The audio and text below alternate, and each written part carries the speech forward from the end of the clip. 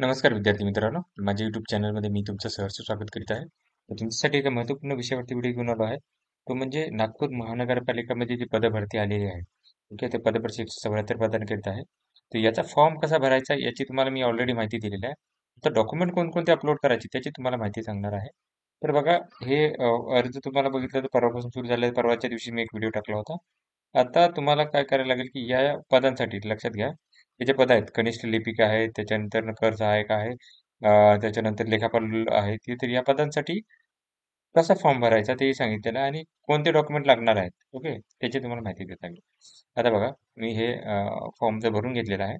Okay, इथं तुम्ही बघू शकता की हे फॉर्म फॉर्म आहे ज्युनियर क्लर्कसाठीच. डेटा मॅनेजरसाठी वगैरे सांगितलेलं आहे मी. तर सगळ्यात पहिलं तर तुम्हाला एक फोटो लागेल स्वतःचा. त्याच्यानंतर साईन लागणार आहे.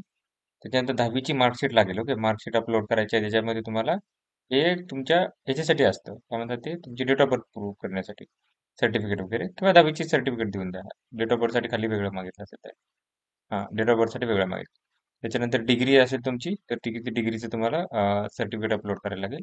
त्याच्यानंतर इथं तुम्हाला काय करेल की डोमिसाईल सर्टिफिकेट, रहिवासी प्रमाणपत्र, किंवा बर्थ सर्टिफिकेट, किंवा LC असेल, TC चालेल. तर हे सगळ्यापैकी कोणतरी एक तुम्हाला अपलोड करायला लागेल. ओके. त्याच्यानंतर त्याचे जन्म महाराष्ट्रात झाल्याची नोंद असणे आवश्यक असणार आहे.